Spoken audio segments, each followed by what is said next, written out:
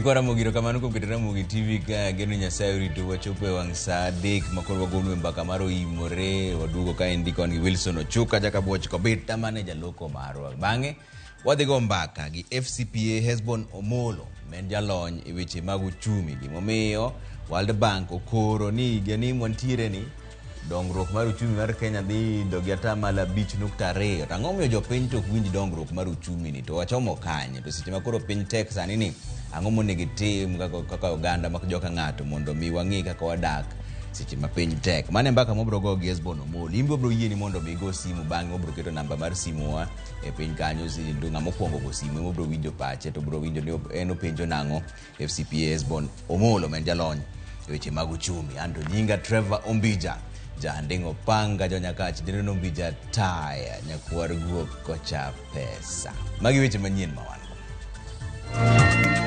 Kwani se yudo English yudo Kiswahili yudo ini dhitima ng'igi mondo wayud duoko makaber to waduoke kata kawuono ka kiny piny pokoro wayud duoko wa. Jopuonjre manotimo KCSE skund sekondar ma Oruba ong'anyo ka kwedo duoko mag yudo e penjno. Shida mango nani nyako to noluonga e skul mar chuo. Kora koya jok manyalo konya nokonya mondo adhi secondary school. Nyako more county ma Siaya nigi achiedh nade bang' sirikal luonge sikundi ya wuoi malenana. Kutoka jana mpaka sasa tunajua kweli ameaga tayari. Msichana kama huyo kutuacha sio jambo nzuri.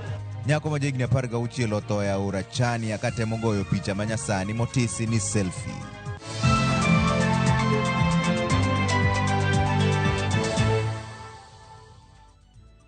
Chaka ni weche manyien ni dereba mar bus mar Classic King manyo yudo masira kendo nego ji 15 e gwenge mag Mau Summit omaki. Dereba no manyinge Clement Kiarie omaki gi obila kendo geng'ne tesendo obila ma Mau Summit bang' masira no manyotimore e gweng' ma Twin Bridge e apaya mawuok Nakuru kadhi Eldoret. Kiarie ma jahigni 34 kiny nochwale doho mamolo.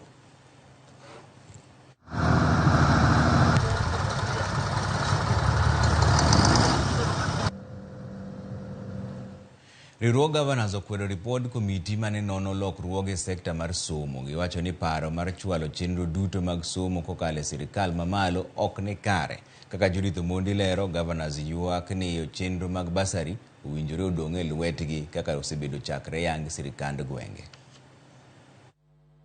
Dweche mohewa adek bang' apud somo pedho paro mag lipod somo ni jatend piny, riwruok mar Governors owuok mar kwedo lipodno magikoni rocho ratiro maggi kaka oyangi katiba mar Kenya. Mokwongo e gik ma Governors gi kwedo en bedo ni ripodno yango ni owinjo bedi kod duol achiel mabiro tayo chenro mag somo kama oriwo mag nasari ma osebedo kanie butend counties. The establishment of a comprehensive school system where all levels of learning are headed by one head of institution without regard to delineated functions in the Constitution.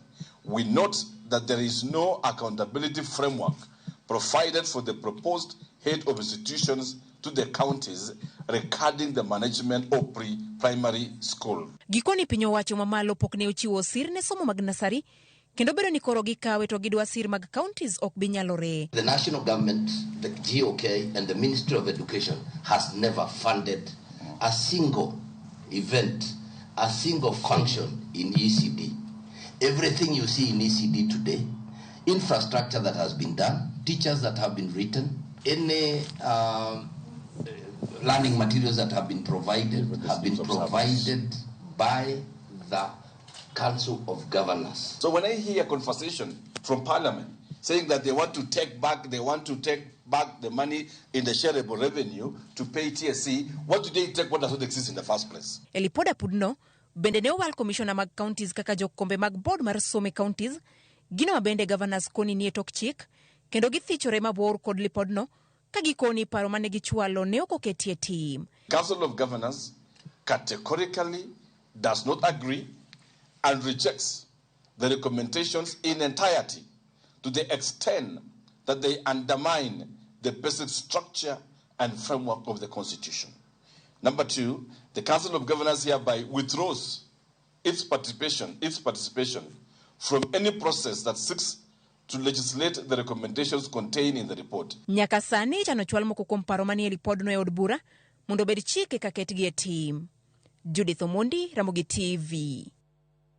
Deko mar omenda mar aguch NGCDF kila chiedh nade ne jonyuol mosebedo ka geno kuom omenda mag basari ne siro somb nyithindgi. Jonyuol osebedo ka monjo apise mag NGCDF e gwenge mapacho ka bandho resruok mar yudo omenda goeko. Jafombo marwa Millicent Adhiambo miwa ler. E laro mar apis piny owacho mar National Government Constituency Development Funds ma Kisumu Central e kaunti ma Kisumu. Jonyuol mawuok e kar chung' od bura ma Kisumu Central oyuro karomgi mar nono ndach omenda mar National Government Constituencies Development Funds makonyoga e siro som nyithindegi. Picha mako ka moko kuom jonyuol loso kendgi, moko to biyo pi wang'gi gikia kuma gichom. Penjogi en ni omenda mag basari mawuok e aguch National Government Constituencies Development Funds ni kanye? Iko na watoto ine. Moja iko kwa Youth Polytechnic, moja iko naingia kwa Ringa Secondary School, wawili iko kwa Form 4 inaingia kwa Form 4 na nakosa pesa. Kwa penjo pesa tinyiswane onge pesa mosekel kata matin. Onge gimora mora mantiere. Mae gimokawa gi buok kendo kawa kod luoro. Jonyuol kwayo sirikal mondo ket chenro mag somo nyime motelo ne chenro mamoko kaka gedo mag udi masani sirikal chwalo. Ka uso nyoyo eka asunguka goma estate eka gogo gideri na pita ndo watoto wapate kitu wanaweza rudi kukula kwa nyumba. Omia kuwayo Ruto kamogere ot gorofni kanye sai wegero ot wanwa hinyore kama jonyuol. Miyo ewa kwani sirikal any given time wach gimi nyalo timo to we wuondo jopiny nikech kiwuondo jopiny to kendo mano koro dhi marach. E kar chung' od bura ma Ugunja e kaunti ma Siaya midhiero en mano ka jonyuol ywago basari. Board mar National Government Constituency Development Funds ma Ugunja yango ni pek osebedo ka jopiny pongo apisegi pile ka pile. Wan kod pressure kuom jonyuol biro ofis kae nyithindgi mancho dhi school ntie moseduoke dala to onge gimo nyalo timo nikech up to now onge pesa mose receive from the board. Jod bura mamalo nyose chiwo ndalo abiriyo kochakore nyoro mondo sirikal ochwal omenda mag National Government Constituencies Development Funds ne siro jopuonjre madonjo e school. Millicent Adhiambo, Ramogi TV, Kisumu County. Jopuonjre manyocha timo penj klas 12 KCSE skul sekondari ma Oruba e kaunti ma Migori ne obago ng'anyo nyaka e PC mag migawo mar somo e kaunti no ka ywak ni ok girwako duoko mag yudo e penjno. Maendi bang' jopuonjre 76 mag sikundno yudo grade mar D kod E. Gino magiwacho ni ok omakogi kendo omiyo gibuok kabisa. E seche moko kuom jopuonjre nyiso morgi kuom duoko maber mar penjo maka 12 mar higa 2013. Moko kuom jopuonjre e kaunti ma Migori ko chuny gi lit bang' yudo duoko mapiny. Jopuonjre mane otimo penj e skul sekondari ma yawuoyi mar Oruba e sab-kaunti ma Suna West gin moko kuom jopuonjrego ma bende koro ok mor kod duoko mar pinyni. Igang'wen janyuol chulo ni school fees to bang' iya gi D minus itero kanye idhi dogo tich kanye kwani iseyudo E, English yudo E, Kiswahili yudo E, ni dhi timo ang'o? Nyiswa gimunyalo timnwa gimunyalo timonwa. Wainyore jonyuol be inyore. Wan papers wa kinya ng'igi kendo ng'igi mondo wayud duoko makaber to waduoke kata kawuono ka kiny piny pokoru wayud duoko wa. Asebedo ka perform below C plain pok na yudo for sure. Sani makoro ni school bedo change to boys ni. Diere mane wan gi mix te mane watero ji university ni kanyoro koro kaka wasomo ya migo wane kuono mapoko dwaro ne ni kuono koro emo wayudo diwate. Jopuonjegi ne obago ng'anyo mar nyiso ich wang' margi nyaka apisno mar director ma ochwechego mag somo e kaunti ma Migori ka giramo ni duoko mar piny ma giyudo ok nyisi gima ne gigeno. Pre-mock na yudo C plain, mock was C plus, post-mock was B minus. Masani target na kang'iyo kalure gi internals man watimo na bedo ka improve. Sani na aim B plus, maka duogo sani ayudo D plus, makia subject mosebedo ka perform D zote. Gino buogo wa jothurwa. Ginie nitie kaka wapare, wan kaka nyicho ng'eye, ne wadhi tero ji mang'eny university. Japuonj maduong' mar skund sekondari ma Ruba Thomas Obunga ne owacho ni duoko no to ni piny ka ipimo kod mane gigeno. Kata kamano, gidhi bedo piny kaka board mondo ging'io kenge ma ginyalo kawo. Kata bed ni tend sikul ni wach ni duoko gibiro keto ayanga bang' nonro maling'ling' nyiso ni kuom jopuonje 75 notimo piny e skundni, mana jopuonje 2 kende ema oyudo grade no mar C-, ka modong' to ntieko grade no mar D kadok piny. Komachielo jopuonj kaachiel kod jopuonjre e skund sekondari mar Kamagambo Adventist ne obago nyasi mar nyiso morgi bang' skul otimo maber e penj maduong' mar higa mar 2023.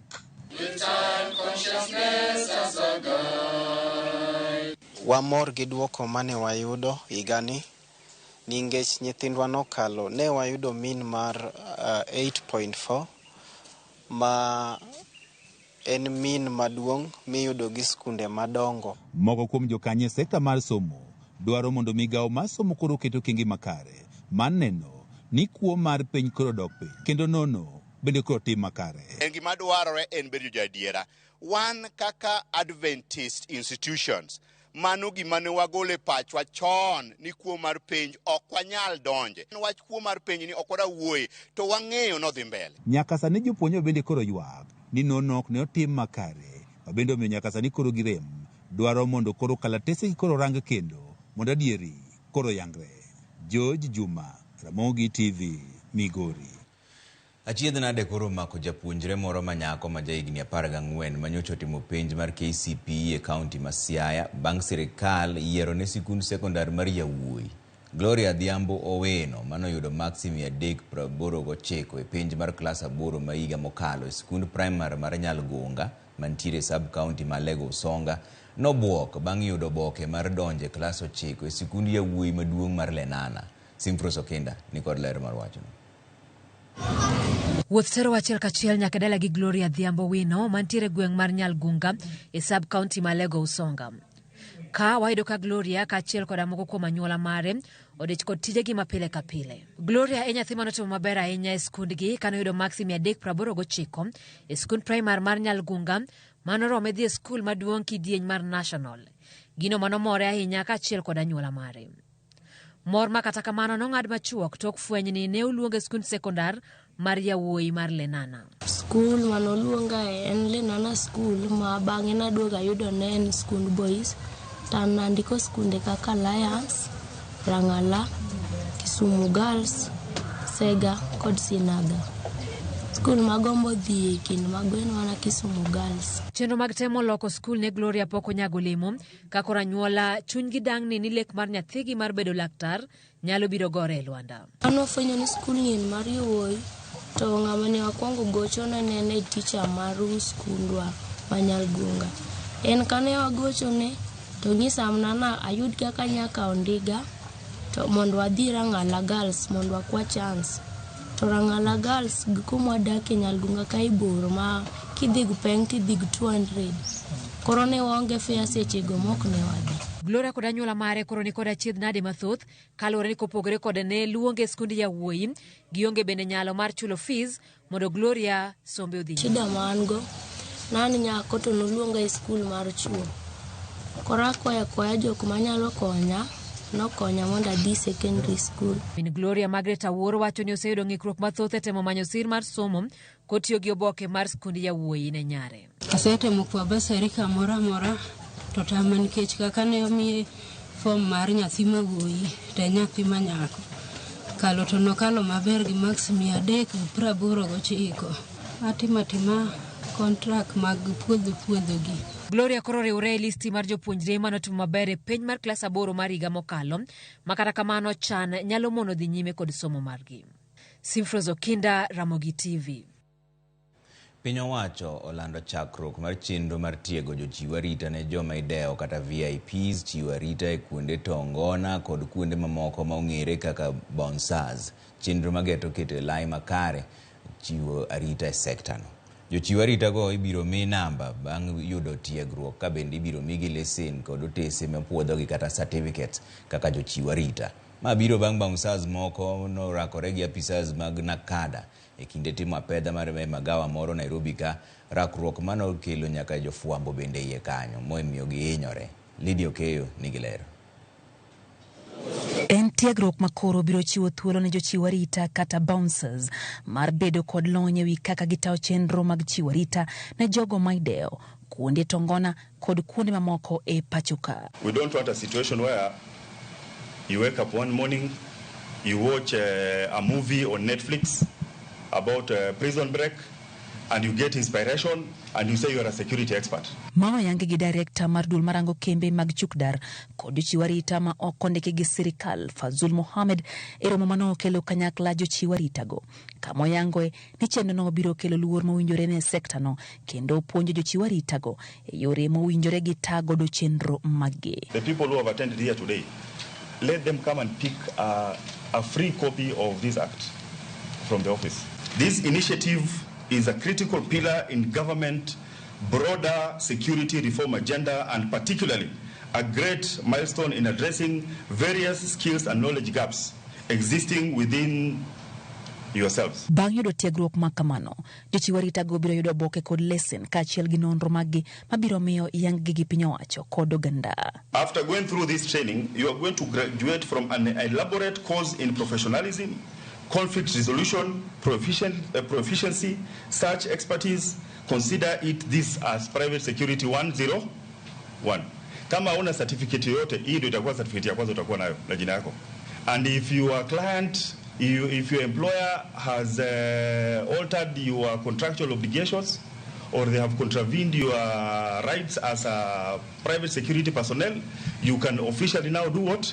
The law will take its recourse mechanism. Okwa jochiw arita mondo mi obed jogo makweyo tulo, ponono ni tulo muoch, kendo gihito ganda kabende okwa mondo mi giti kanyakla gi obila kod apisas mag piny owacho kar monjogi. You have a duty to cooperate with the national security organs.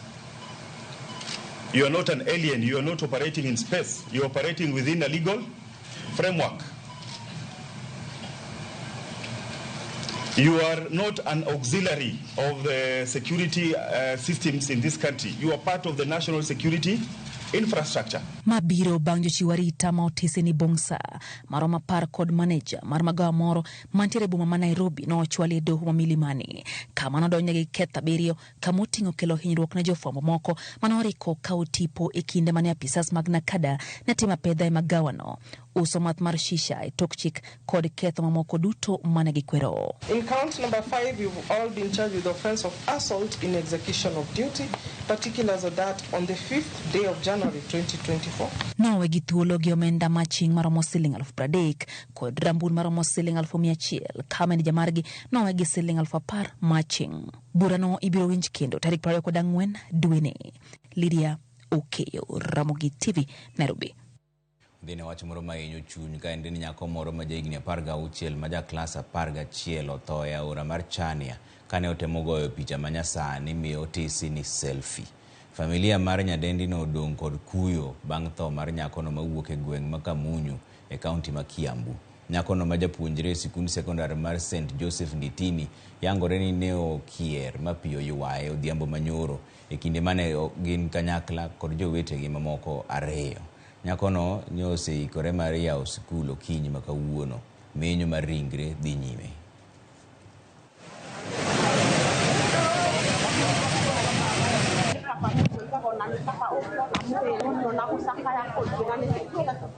Kutoka jana mpaka sasa tunajua kweli ameaga tayari. Ni vizuri kama tunaweza pata hiyo mwili wake yake tuweze kuifika, ni vizuri ili hiyo mambo ifike mwisho, sababu ifika.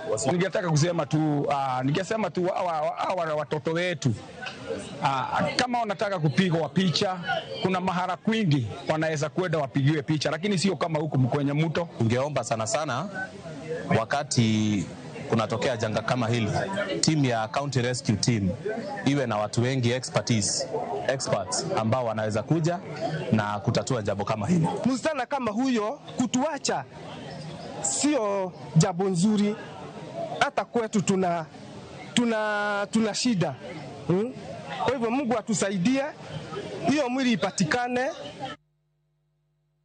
Bas wadhi yue machuo kwa duogo to wachako buch jopiny wabro yiene mondo umbugo simu mondo penja ne FCPS bono mole njalonye weche mag uchumi ni tang'o matimore tang'o mi jopiny ok winj ka uchumi no yot kaka ji paro no nikech World Bank nokoro ni higa montiere ni uchumi mar Kenya dhi idho gata mala 5.2 tang'o mi jopiny to ok winj idho mar uchumi ni mane mbaka mwadhi go kode kaso mondo bi ong'iswa ni koro seche ma weche tek kama endi ng'ato detim nang'o mondo mi uchumi kik yeny ahinya mane mbaka mwadhi go gi FCPS bono molo jalonye weche mag uchumi obro yieni mondo mi go simu kik idhi mabor ahinya.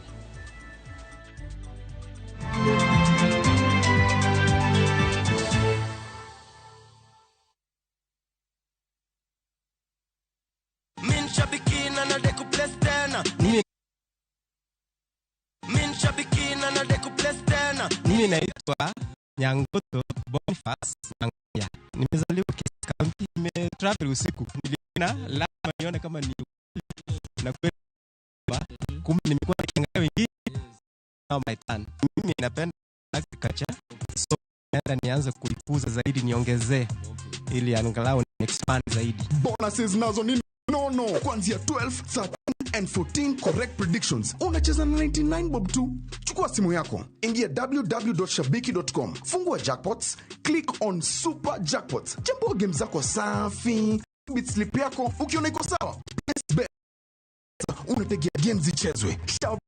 Super jackpot ni time yako. Mina tenda hivi. Not for persons under the age of 18. Shabiki.com is authorized and regulated by BCLB license number 587.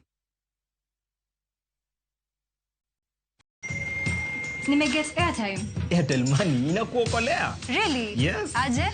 Ukiwithdraw chapa kwa Airtel Money agent inakurudishia hiyo transaction fee kama airtime. Tanti. Karibu. Shosho. Chiko! Nipotea. Angalia hapo kwa buchari kanjia kako hapo. Oh! Shosho! Airtel Money makes your life kidogo better.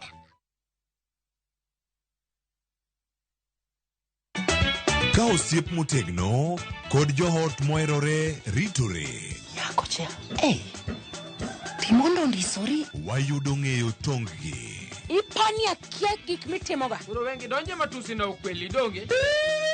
Yud mor ngimani kokalo e gik matindo. Udogo shwag wene musajaka dala. Justice for all. Miane ngima nyarkochia kod osiepene kachiel kod joodgi. I am bishi. Gima ruotho miyo kana wene jachien. Sama giromo gi pek mar ngima, joot kod osiepe. Nyasaye neno gi wang'i ma ok opimni. Akwaye ni mondo imak tieja karibu to kopuodho tilew chunye. Ok ginyal weyi ma ok inyiero.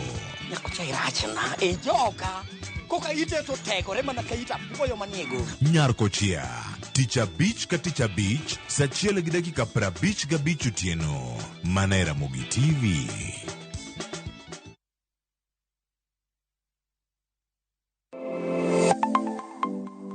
Nyakorom gajuanga, ginengo mar ngima mamedo hidho. Beningeni pok mari, nyalo kelo ni yuto mari.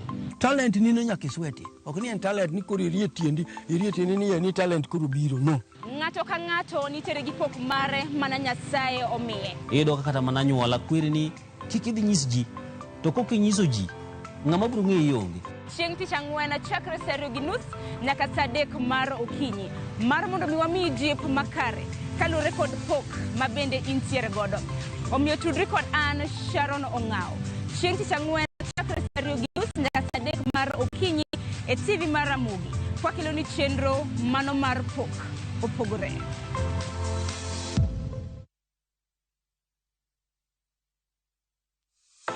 Book your hotel online with View Travel. Open Google or any search engine of your choice and key in our website www.viewtravel.com. At the top left side, click on the accommodation tab. Choose over 900,000 hotel options to suit your vacation needs. You can also choose from over 1,000 location beach, bush, cities and more. Contact us on www.viewtravel.com or 0703 254 254. Viewtravel.com. Dream, explore, discover.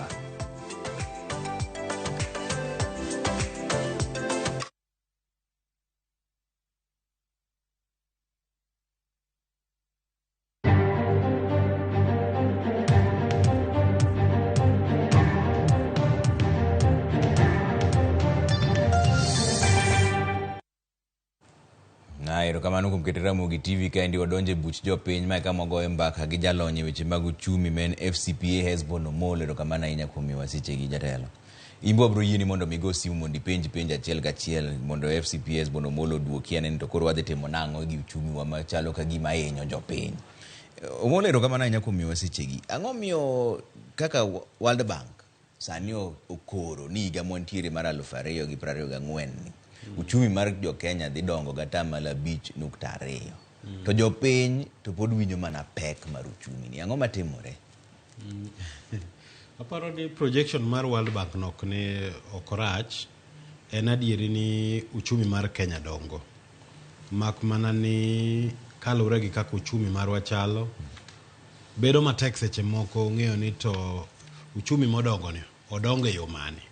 Tini nyaka ng'i sectors ma wantiere go mar uchumi marwa. Nitiere financial services sector ma kamoro nyalo dongo moloyo migawo machielo. Nitiere infrastructure. Tinya yudo ni kama japiny ogoye tachni, kama ohendni matindo tindo nitiere, onge gimotimore maber. Mano nyalo miyo japiny neno to ere dongruok manitiere ka an to achandora. To gima nyaka ipenjre to bengi man thurwa ka, obed Equity, obed Cooperative Bank, giloso pesa koso giloso pesa. Iboyore gini giloso pesa. Tieni gin uchumi gi ogerore. Ang'o momiyo uchumi gi ogerore? Kamoro pesa gi kar mondo gimiyo nyango gotieno mondo tim go ohala, to nikech sirkal mar Kenya oketo mayot ni omichiwo atamala 18 kaka sani bond mano bedo floated en 18%. Ka an bank ta an gi pesa, ta aneno ni pesa nani atim go ohala, donge abiro miyo sirkal mar Kenya kar miyo nyango otieno ma ok an gadi ni bochula. Giko higa tibi wach ni uchumi mar Kenya dongo, to dongo e lwet ji matin. Mane miyo uchumi seche moko nyalo dongo to dongo yo ma ok ni kare. Mane miyo chenro ma sirkal keto nyaka neni dongruok mar uchumi ni en machopo no nyango gotieno. Koro sekta mo nyango gotieno gadhiambo nitiere nyaka mimi jingo motegno. Machalo kaka agriculture, yor pur. Nyaka wane ni pur watego mondo mi okonjo piny. Ibo yudo kaka moro jago no ma puro kahawa kata chai, kamoro ni neno kane gimor gi wacho ni ana yudo bonus. Elwet Wanjiku kata gi Mogaka gin giwinjo maber. To nyango ma kamoro en ohala mo nyalo timo kamoro onge thuro maber. Koro kalure gi kaka uchumi chalo gi kaka piny chalo, ni pesa ketie to uchumi dongo kendo neno piny. Nitiere chenro moko Omolo ma inyalo tim mapiyo mondo mi res jopiny. To nitiere moko mitimo bang' ndalo buora kata pur miwacho no en gima nyaka ikuongi pidh cham miduogi do mipur mikaye. Sani ang'o minyalo tim mapiyo mondo mi ores jopiny ma sani ywak? Paro ni gik minyalo tim tie mang'eny. Mokwongo en ni gisani wang'eyo ni thoth jowa chandore. Kodhi kar jodongo nitiere cash transfer program mamiyo joma nigi peka obed jogo mosechopo higni 70 yudo kaka gikonyore, to ni sirkal miyo gi pesa matin ma ginyalo konyorego. Mar ariyo, nitiere bursary program winjo ka ji yuago cha. Iyudo ka jonyuol mang'eny onge nyalo sani. Bende inyal neni bursary ni ochiwe sa mowinjore mondo mi weche mag somo obed komoko motegno, ma ok ni ka ionge pes bursary ma odeko cha to kore kwamo gi nyathi e dhot. Ma dhi miyo japiny yudo winjo mayot. Mar ariyo, weche pur ang'e ni itemo wacho ni mano ok en mapiyo. To kinono thurwa ka, cham machalo kaka oduma en gima chiek bang' dweche 3. Omiyo koket chenro makare wane dwe mar ka gik dwe mar 6 biro ka, koth kamoro wanyalo koso dweche 2 gi, to ka gik dwe mar 3 wakomo, ka gik dwe mar 6 kamoro ikeyo. En mana ni samu keyo itimo nadi cham mikayoni. Kamoro yudo ka sechego bei koro lor. Chien kacha nwa yudo kane wakeyo dwe mar 7 higa mokalo, bei cham nodhi olor ma ji pendo kare mogo mane ji yuago ni koro ae siling 230 sani en siling 70 gorogoro. Mano timre sa ma ji okeyo.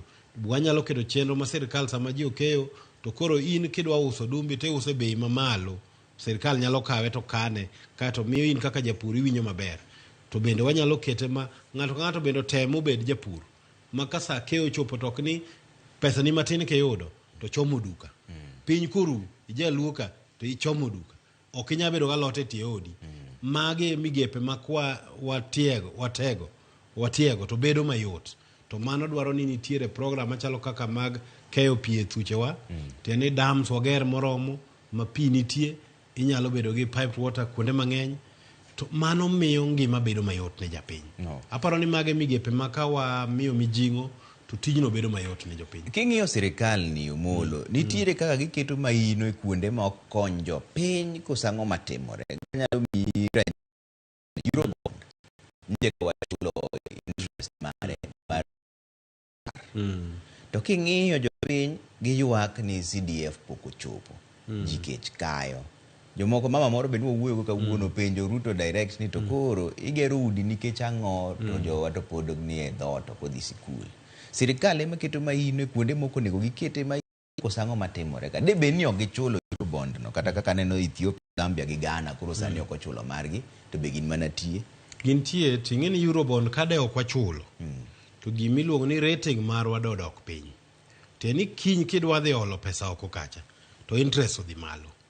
Aparo ni onego be ni wang'e ni samidhi ka hola to hola ni otami chulo report wuok ni ng'ane ok en ng'ama inyalo mi pesa to wang'eyo kaka uchumi mar Kenya chal usuru mas trilion 2.4 sani to budget mane okadh gi wajumbe ma koro go kokogi ne en 3.6 trillion penje wajumbe ma Kenya ni kama sama ne kadho budget ma 3.6 trillion mikone mane karecha 1.1 trillion ne dhi akanye en gowi to kose ole nyaka chule ka ok ochule kinyok di ole omiyo mano ne be ok en gima rach ka wachulo Eurobond mak mana ka wasechulo Eurobond to de wa prioritize kaka wachulo weche mag CDF gi mondo mi nyithindo oyud kony to gimoro nitiere ma kamoro jo Kenya ok ong'eyo kawuono wan gi gowi mar trillion 10 gi wiye nus gowi no ma en trillion 5 en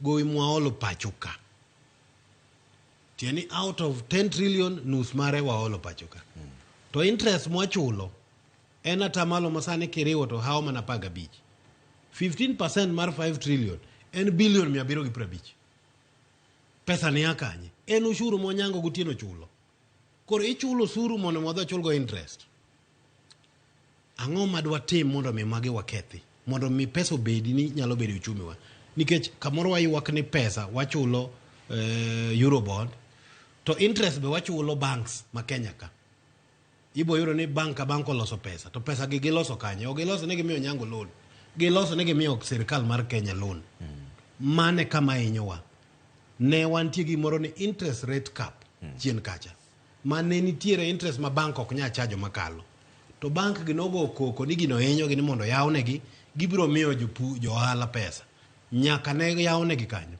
ng'iye record onge ja ohala ma gimiyo pesa pod giketo mana pesa gi e government bonds gi treasury bills onge kambi mora matimo maber mogi kata dhi mana Microsoft gini maloso atamalo 10 e higa teni best performing company gi dhongere can only give return on investment of around 10%. Kaber, makane paro mar 10% noduogo kanyo. George gonwa simu ka George kane thika. George Oimore. Raina. Yes, George dhi nade? Adhi masawa. Ero kamano. Penjane penjo ma in godo no. Apenjo niya. Hello? Awinje maler. Apenjo niya. George ro chane lalo manyi kene simu.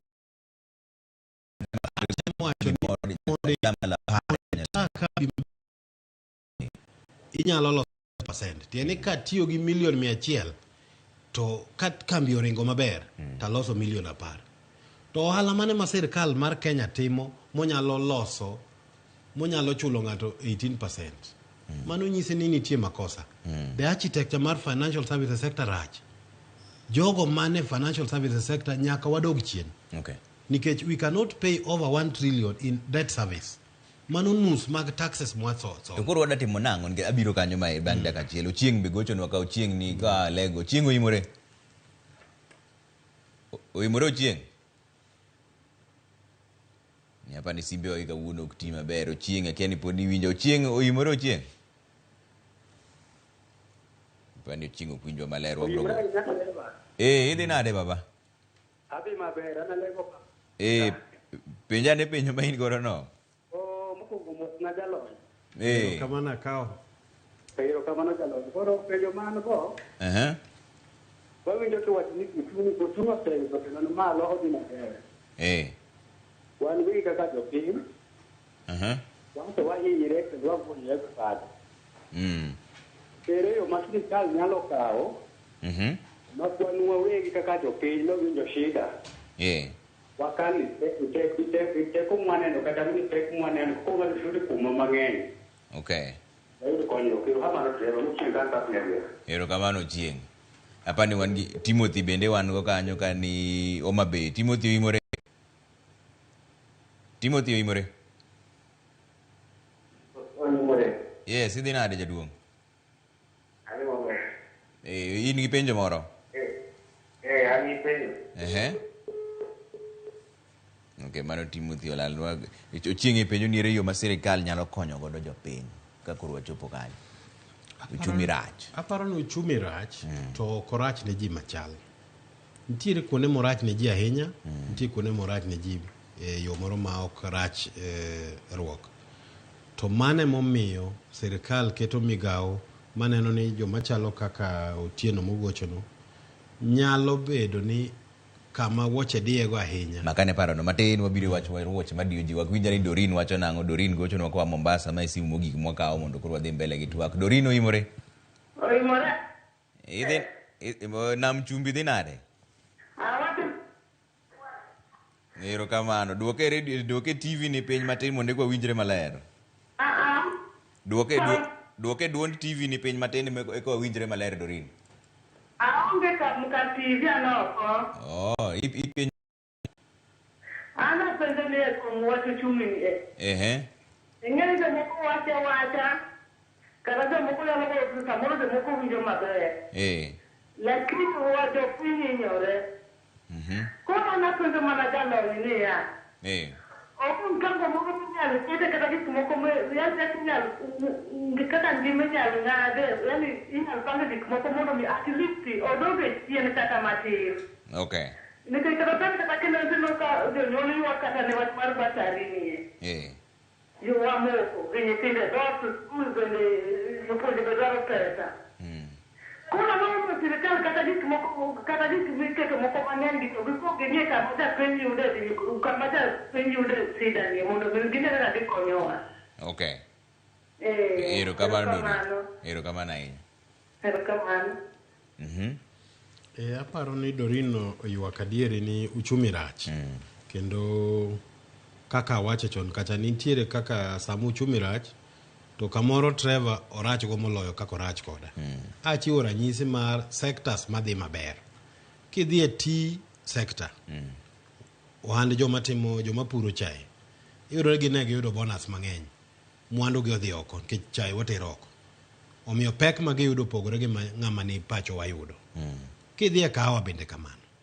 To kiduogo pacho waka, migepe wa momako nwa motegno chalo nade. Yiena wach kama Trevor. An kadongo higa ma 80 gi wiye. Desemba ne wapono pamba.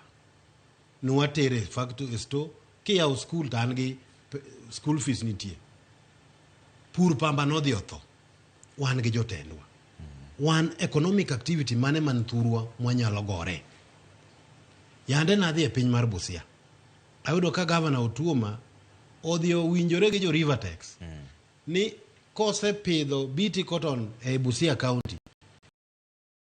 Ni BT cotton ni itero siling 250 siling 50 kilo. Ogara market ang'o ma mono watim makaka joluo. Wan gi nam. Ere kaka watiyo kode mondo mobed gi activities. Mano long term.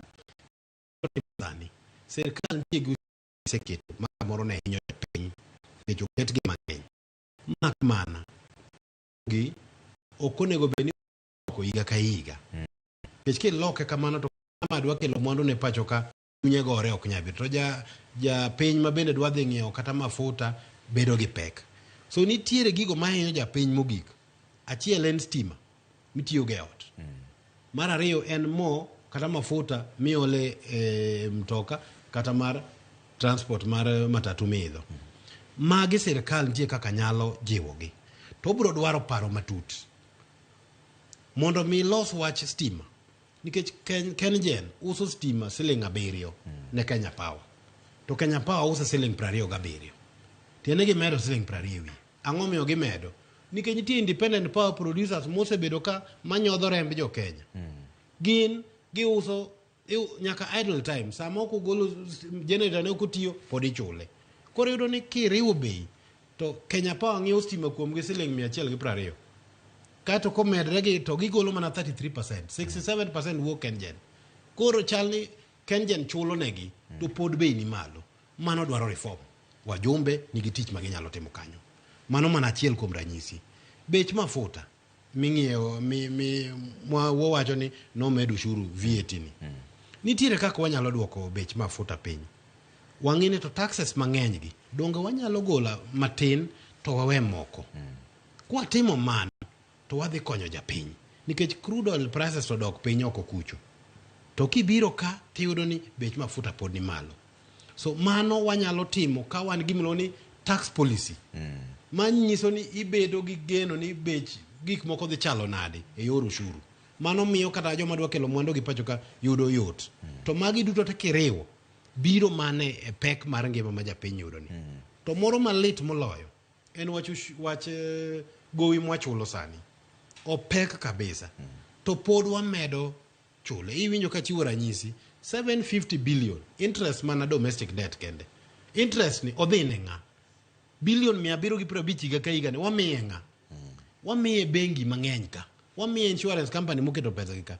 Sama gikawo pesa gi giketo kanyo, Onyango ka dwaro loan ok nya yudo loan. Kaeto mondo timo ohala mondo ochumi odongi mondo ji ochul taxes mang'eny. Koro bedo matek. Higa moro ne owachnwa ni Kibaki nomiyo budget wa obedo mayot. Ichako gi budget ma obalance. Mane mamiyo koro iolo pesa matin, koro ok idhi kwa pesa kagi kacha. Kato bengi, koro kar mondo kao pesa ne norito miyo sirkal. To koro dhi okawo pesa omiyo Onyango.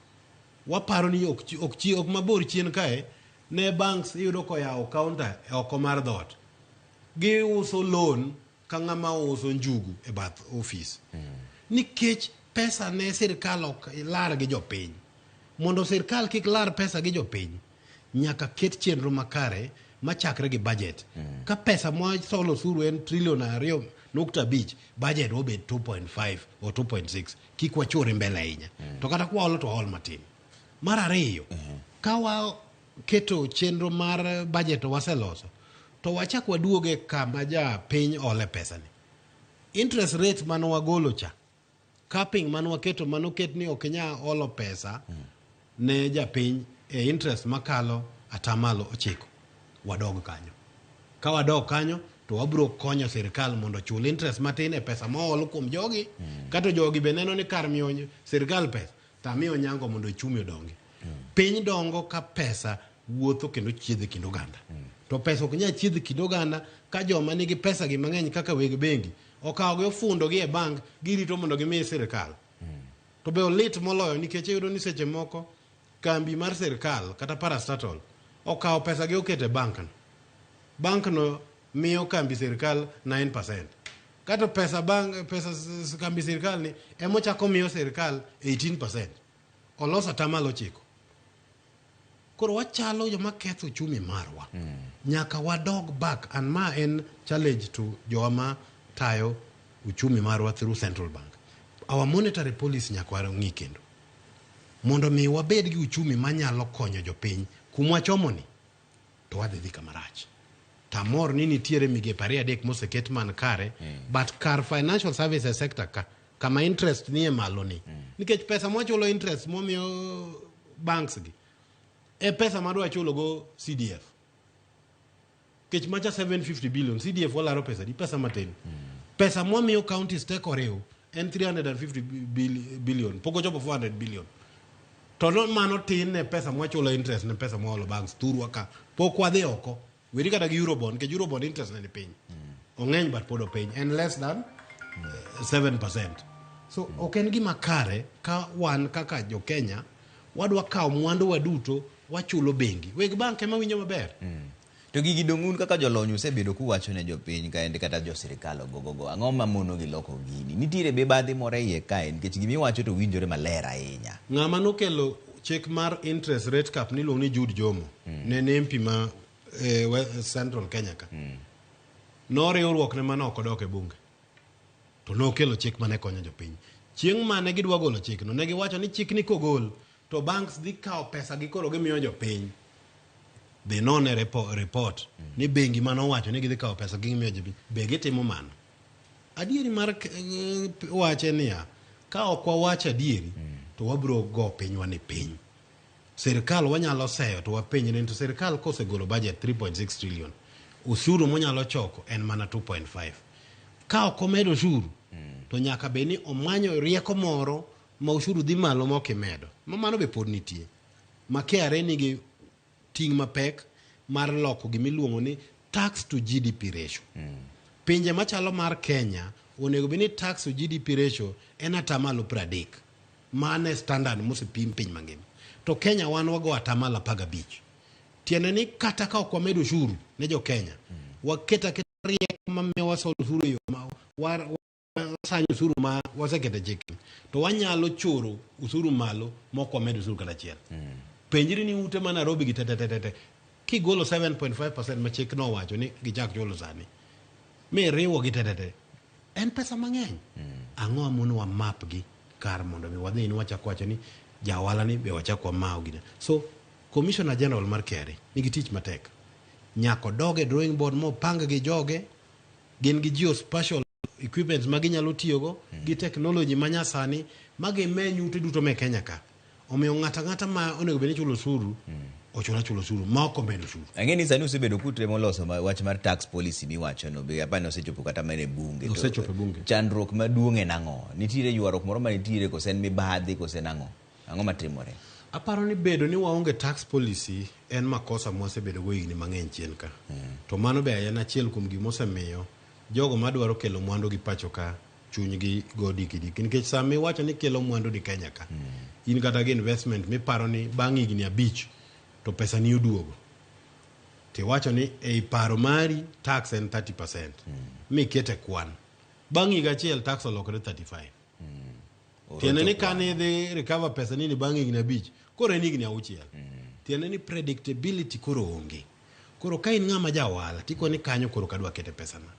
Mar ariyo sani nitiere shares manitiere capital markets ma thoth kembe ma ok okete mwandu gi to gika ma koro ipenjo ni to pesa na dang' akete shares nango to sirikal mar Kenya to nigi bonds gi treasury bills ma ichulo kata sani gichomo infrastructure bond mar 18%.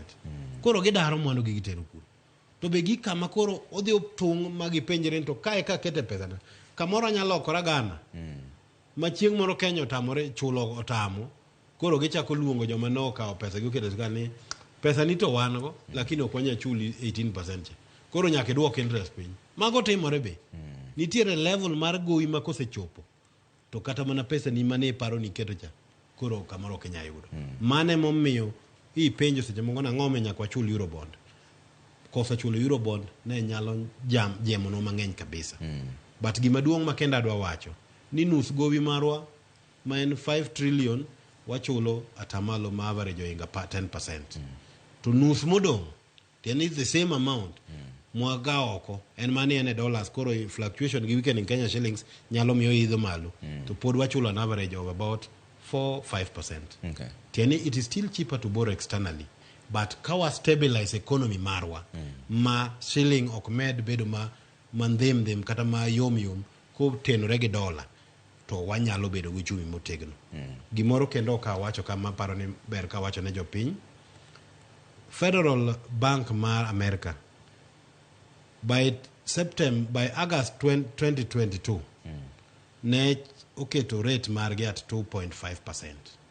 Kawuono rate gino en 5.5%. Tiende nang'o gisemedo karibu 3%. That 3% means that the dollar bedo motegno moingo currencies teme piny gi that range. Mano sama timore apaka no goyo pinje matindo machalo ma Kenya matek molo kako go pinje ma kamoro stable. Mano bende changia kata medo jiwo kata hinyo uchumi marwa kaka Kenya. Omiyo dola be medo idho. Omiyo dola medo idho. Okay. To koro sani kwa ng'iyo wach mar pending bills mosebedo ka ntiere kanyo, ng'eni setimo nonro moro matin kanyo. Ponono ni sirikal nyalo chulo ji gope te magin go. Nyalo konyo uchumi koso pod di mana bedo pod wan mana kama tek. Chulo gowi ber. Ng'eni kan gi msach jotich 100 million. Ta chulo msaran. Sama chule tang'ado 30%. Mana sedongo asechoka choko suru kaka Kenya. Sama imbo mi 70% cha. Idhi e duka ing'iepo moko chako duogo ne serikal kaka tax. Omiyo mano miyo uchumi dongo. Omiyo ok en gima ber ka gowi nitiere ma poko chul moko higni 10. Ncha timo nonro e counties wagi ma Kenya te. Ncha kawo thuolo mang'iyo county ka county chakre 2013-2014. Ma yudo ni gowi ma counties gi osechoko ma pogi chulo en 160 billion. Mano counties me Kenya te. To gima no mako dhoga gi wuoro ni gowi gi kachaka nono ni to ang'o momiyo gowi gi oa kanye, nikech county ka county miyo pesa to budget be giloso. Kiloso budget ito gowi ni akanye. Afwenyo ni nitiere kwano moro ma counties wage timo. Kose mi bilion 5 moa Nairobi to kamoro isego kwani chulo msara gi gik midwaro geche ma governor yudo ni kawo bilion 5 no. Koro tiene ni pesa no dhi rumo te. To kori penjni to ere kaka adwa timo development ke chik wacho na tamalo 30 mar pesa ma u spend e county odhi e weche mag dongruok. Koro koni bilion 5 obiro to usuru mwanyalo choko kaka county ka en kamoro milion 500. Koro milion 500 kimedo gi bilion 5 ok dhi romo 30% ma development. Koro iwacho ni bilion 5 mano Nairobi cha akete ni en 70%. Koro amedo 30% mondo chop bilion kata 7. Kato mane budget amakalo. Kata dhi miya tich amore miya contract na dhi atim. Contract no wacho ni on source revenue dhi bedo kata 1.5 billion. Tingene choko mana bilion 5. The difference mar 1 billion and pending bill. Koro bedo ni counties okoyudo target mar on source revenue mane gi lieko ne gidhi yudo cha. Mano kore ma bedo gowi mar pending bill. Na timo nondo mariwo missed target mag on source revenue. Ayudo ni en exactly 160 billion. Tieni there is a direct correlation gi dhongere between pending bills e counties gi missed targets on revenue projections. Ang'o omiyo counties project revenue mamalo kamoro governor ging'eyo ni ogidhi yudo to nikech chik wacho ni nyaka ket kamano giketo. Kuonde counties moko biro ni governor oloso budget maber to kochopo assembly to MCS dhi medo. Omiyo saa miyudo ka county nigi pending bill penj ji ariyo. Mokwongo en governor nitero budget moko donyo nang'o. Mar ariyo penj the MCS makadho budget. Gikadhe nang'o king'eyo ni ung'eyo ni unyalo machoko milion 500. Ang'o mi ukadho ni udhi choko bilion 2. Tung'e no kunyalo. Omiyo jowa ema hinyowa wawegi jotelo ma yiere ema hinyowa. Okay. Koro kwa tieko mogik ni so koro sani pinyero koro tek gi jopiny. In kaka jalony mar weche mag uchumi ang'o ma koro ng'ato nyalo timo kobet e ot? Idhi ng'ado chiemo moko chiem didek e odiechieng' koso ang'o matimore koro? Ang'o ma ng'ato nyalo timo mondo mi oyiekre maber oyud ka onyalo bet kamoro mabet ber? Aparo ni mondo mi konyri sama piny tek en ni ikawo bajedi cha to koro ing'e ni koro irido kanda. Iko ni piny to koro tek. Na nigi 50,000 e dwe. Pod achama 50,000 e dwe. To bech gik moko medore. Koro ichako ng'iyo to mane manyalo weyo. Koro iyiero ma not essential ting'ado oko. To kopogore gi mano, ka in ng'ama bende nigi temo, tinyalo temo yore moko ma bende miyo yuto mari dhi malo. To kungo to koro wawe. Ng'eni te jomoko mane kungo pesa moro ni pesa moro inyalo kano 5,000 moro ka moro. Koro kane kungo ok nega koro kungo no koro bedo matek. Koro mikungo kamoro dhi duoko piny matin mondo mi iyud kaka inyalo dak nikech bech gik moko bendo idho. But sama mano timre nyaka koro ine ni yuto mari iyudo yore minyalo chwale go malo matin. Kamoro inyalo timo ohala moro on the side, kamoro nitie technology. Jogo matiyo nitiere tije mitimo nyaka online. Koro nyalo teme riwo 3-4 ka mondo mi yud ka gino balance ni maber. Mane mo nyalo timo, but maduong' moloyo en ni pek ma hinyo japiny ni onego bed ni jotelo ma wayiero. Gavana wechegi to kata sirkal kochakre gi president chenro mamiyo pesa dhano. But riyo mahinya kendo mawinjo chunya ahinya en ni wachulo interest mamalo ne jogo ma sirkal olo pesa kuom gi pacho ka. Thoth gi gin bengi. To jo bengi gi nowuondowa ka giwacho ni ka interest rate cap manoket cha ni kogol to gidhi miyo jo ohala pesa. Ja ohala ok nyal yudo loan sani mana adieri. To kata kiyudo loan mimiyi gi 22% kata 20% ok inyal chulo. Onge ohala midhi timo mi lost 20%. Mi chul loan madugine ok nyal timre. Kwa dwaro ni uchumi odonge kata pinje madongore maber. Loan ok onego bed ni kalo double digit, onego bed single digit.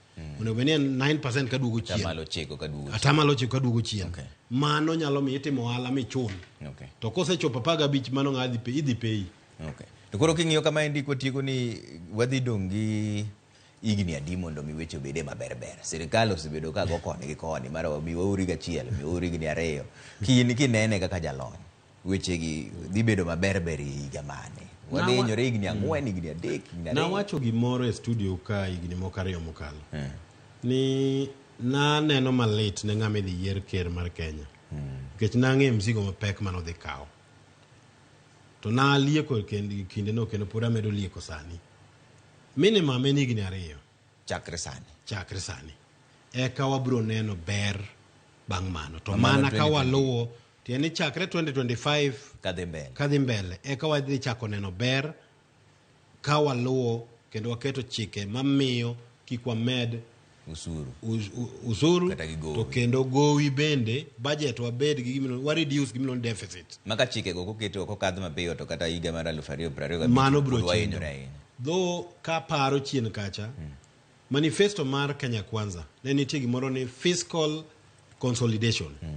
Tiende ni higa ka higa fuok me kind ushuru mosol gi budget mosom nyaka bed ni wamedo diye. Kamano ma ochop kama koro gidwa rom. Itime mos gradually. Kwa temo manto wadhi konyo piny. Mar 2 nitiere pending bills manitiere at national level. Ging'eny gin almost 600 billion. Amana chiel kuom jolony manie task force no. En geno ni ka ose puodhogi to nego chulgi. The same thing onego timre counties wa nikech counties wa osenego jowa mang'eny ma jo ohala. Ng'ato kawo loan okawo milion 10 okete ndara bang'e higni 5-6 pok ochule. Dhano osedere. Mondo mi wabed gi lokruok makare kato counties bino kamoro na an governor kora wuok ng'ama donjo kudwa winjo weche manotimre kanantie counties gi through IBEC moriwo gi deputy president gibed piny gin tim nonro pending bills gi mamoko achien gi ka gisepuodho gi to giyud yo ma ginyalo wuoyo mondo mi magi bendo chul nikech jo piny hinyore. To pesa gi kochul pesa gi ema miyo kendo chiero economy. To ka ok wachulo jo ohala gi mano bende wathiro dongruok thurwa nikech in kaka driver kamoro were ma Nyasaye omiyi ok ni etimo ohala kata yawo duka. To ng'ama ne nigi were mar yawo duka gweng' ja wasedhi waseko mu anim. Ka ok omiyo gi thuolo mondo mi gimbe gi were mar fur kamoro ni kuom ng'ane fur mare. Ka in gi were mar timo duka iran duka ni tiloso pesa ni kik wapodh duka ni. Ka in contractor mong'e gedo magedo maber wan gi contractors mabeyo thurwa madongo mane gero nyaka ndeini mag lam madongo. Jogi podho te kawuono nikech gopgi romo kama. Banks peyogi. Ero kama na ahinya jolony mano FCPS bono molo jalony weche mag uchumi gi weche maler ahinya kama ahinya kuom wapati to gi kama nyalo timo. Moro matin dugo bro ni weche manyien kidhi mabor ahinya mane buch to.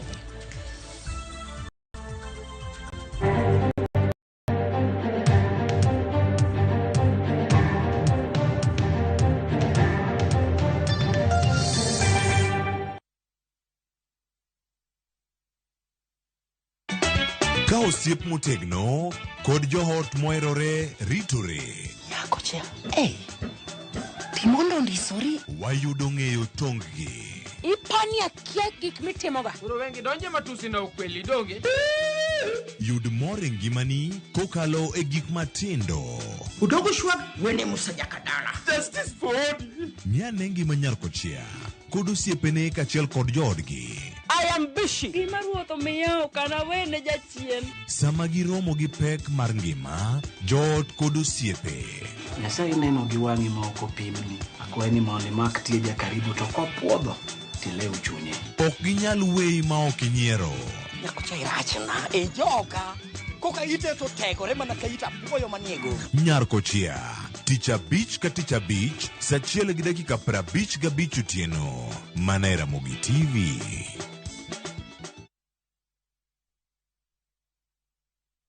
Ladies and gentlemen, a momentous celebration is here. Citizen Digital proudly marks its 2nd anniversary with an incredible milestone. We've made history. Citizen Digital is the first channel to soar past 2 billion views on YouTube. Not just that, we stand tall with the highest number of YouTube subscribers in Kenya.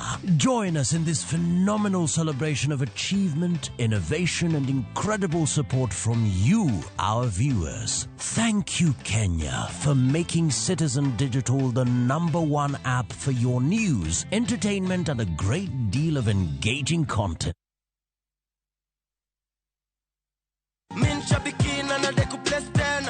Simu nilipigiwa kama niko kwa motorbike. Karibu nianguke kwa pikipiki. Mimi ni Michael Onyango kutoka Siaya County. Mimi naendesha piki. Hizi pesa zingine nitalipa nayo madeni niko nazo. Zingine tafanya nayo biashara. Bonuses nazo ni no. Kuanzia 12, 13 and 14 correct predictions. Unacheza na 99 bob tu.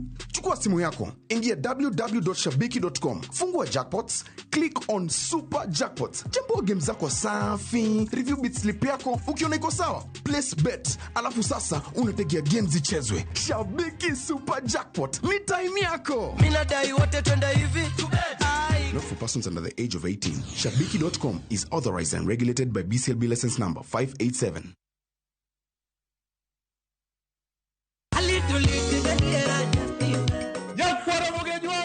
Chiegi ni show mamit maraktari mailongo ni Ramogi night wakati goticha beach katicha beach seche machal kama ka inja hera mar luo benga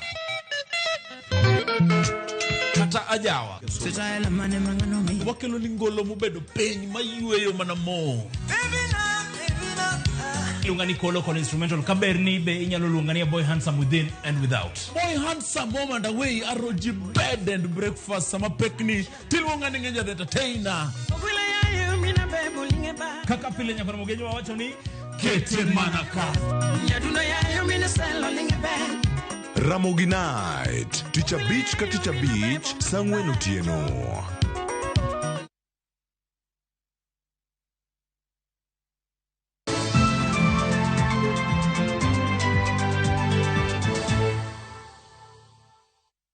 Waroko kende chenro mano Oimore ni gavana ma Homa Bay Gladys Wanga osingo ne jodak mawuok e alwora mar kar thieth ma Wangwe Health Center e kar chung' od bura ma Karachuonyo ni migawo mar thieth e sirikande dhi loso moko kuom pek ma jopiny wacho ni gisebedo ka gineno kendo ma osemono chenro mag thieth dhi nyime e yo makare e osiptandno.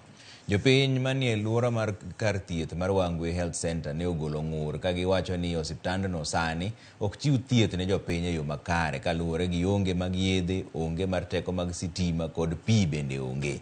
Bende giywak ni jochiw thieth osebedo ka keto nyawo e tich. Ywak ma kamago ne omiyo gavana Wanga kod apisas mage odhi kuro.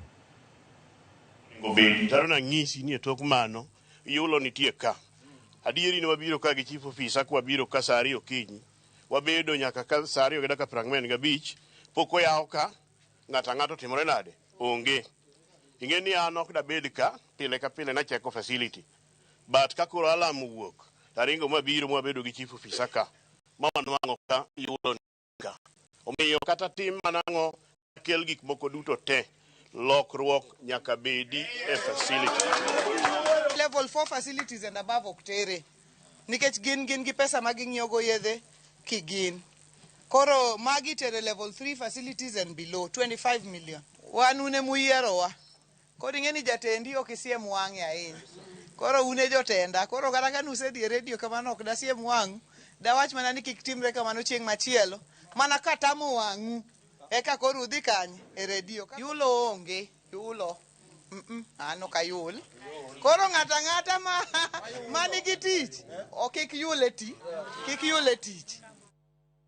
Luoro mag gamo tuoche sani okwako jodak e gwenge ma Ziwani e kar od bura ma Mvita mani Mombasa bang' pi oula mokikore gi pi taka donjo nyaka e udigi. Magikoni koro timore kaluwore gi dinruok mar odundu makeyo pi taka gino mochuno gi manyaka koro sani moko kuomgi odar. Joja oko nigi ler mar wachno. E thuolo mar dweche ariyo sani, ma e kaka paw tuke ma Ziwani Lasco osebedo kachalo. Pi oula mokikore gi pi taka otimonewa kaluwore gi gino mikoni en dinruok mag odundu matero pi taka. Siweji tu kwamba imekaa hapa ndani. Watoto wenyewe hawawezi kucheza, watoto wenyewe ni wagonjwa, hospitali tunaenda tukirudi. Naona ni siweji zote zimelipuka huko ndani ya manyumba. Kama vile mlivyoona hata pale mnakuja kwenye mitaro zile ndani za nyumba ni siweji hizo. Wenye nyumba wenyewe baadhi yao wamehama, wapangaji pia wamehama. Toka wakati wengine walikula Disemba, walikula Christmas ndani ya maji, wakala mwaka mpya ndani ya maji. Shule leo zimefunga, bado watoto hawajulikani wataenda shule vipi. Thoth umanye alworani bende sani odongunda bang' wegi dar kaluwore gi pi mamwomore nyaka e udi. Giywak ni kata bang' chwalo ng'ur margi ne tend county onge okang' malong'o ma osekaw mar temo tieko midhiero no. Sasa hivi venye mwaniona nishakuwa chura, nalala kwa maji, naishi kwa maji. Nitahama niende wapi? Ukitoka ukirudi sufuria hakuna, ukienda ukirudi jiko hakuna. Utaenda wapi? Sasa tunabambana tuna umbu. Asisikii dawa ya umbu, asisikii net. Umbu hata ukikanyaga maji unawashwa sasa. Hata mimi nina maalama hapa kwa miguu, nawashwa tu. Maalama tu. Tumeenda hospitali, tumeenda makemisi kutafuta dawa tujipake, lakini wapi? Kitu ambayo tunataka ni hii maji ifanywe drainage, maji ifanye nini? Ipite. Niyo kitu tu shida ambayo ikapa peke yake. Luoro margi en ni tuoche mikelo gi pi mochido kidek nyorogi to chutho jogo maonge kuonde manyalo dhi jotie. Maji yanasakama kwa sababu kuna blockage kule mbele. Na yeye bwana governor alikuja mwenyewe akaona na akajua na akasema kwamba ikiwezekana hata ile barabara kubomolewa ibomolewe. Lakini sasa paka sasa mwezi wa 3 waelekea hatujaona hiyo ahadi yake kutekeleza. Naweza sema approximately ametumia kama more than 20 million kuhost hizo fireworks manini, lakini iweza shindwa kutumia 1 million ama 2 million hapa hata ifiki kutengeza ama kuvunja ile shida pale. Maji yaende, manake hii ni disaster. Hii si urongo. Maji kukaa ndani ya nyumba miezi miwili, this is too much. Kitu anachongangana ni kuvuta maji. Lakini kuvuta maji si suluhisho. Suluhisho kutengeneza hizi mitaro ambazo ziko hapa kutoka Ziwani mpaka Makupa. Waliweka magunia, kila shimo waliweka magunia. Paka sasa hivi hatujui tutaelekea wapi. Yo makende manyalora koregi midhiero ne gikoni en yao odundu mag tero pi masani odinore ma ok temo ywayo pigno gi pump kaka gitimo sani. Mpaka hadi sasa sisi watoto wetu hawezi kwenda skuli, vitabu vyao vyote viliharibika kwenye maji, nguo zote, kila kitu. Yaani tuko tu kama vile ulivyotuona tumesimama hapa. Tupate permanent solution. Hapa Ziwani shida ni ile ile. Magonjwa yamezidi. Maji yalikuwa meupe yakageuka kawa green, yakageuka sasa paka yamekuwa black. Thuolo mar chiegni dweche ariyo sani ute manie gweng'ni ma Ziwani osedongunda bang' wegi pi daro. Giywak ne tend kaunti ma Mombasa mondo mi oketie chenro makare mar neno ni igero odundu mag tero pi taka. George Aoko, Ramogi TV, Mombasa.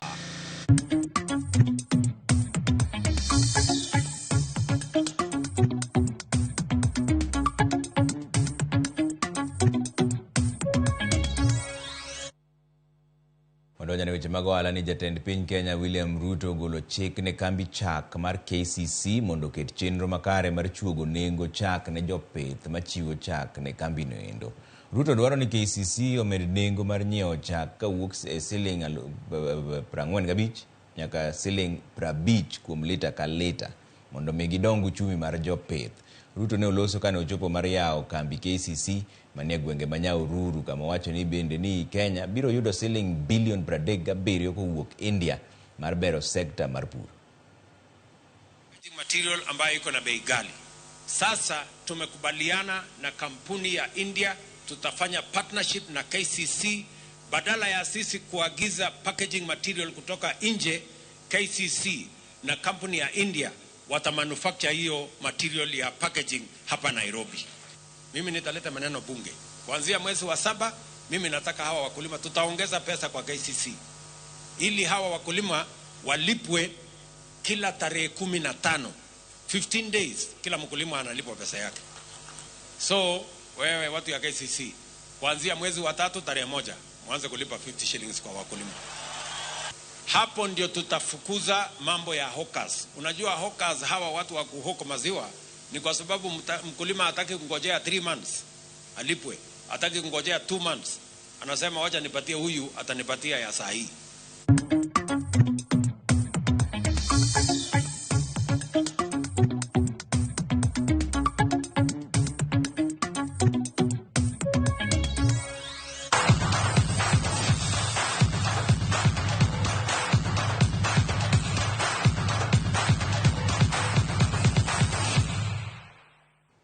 Tuke mag golf mag nyiri Magical Kenya dhi timore kendo Vipingo Ridge, kaunti ma Kilifi. Maendi tielo mar adek mag tukego mayande osetugi e higa mar 2019, 2022 nyaka 2023. Tukegi dhi timore motelo ne tuke mag Ladies European Tour. Jotuk golf ma kwan gi romo 108 dhi yuoro tukego.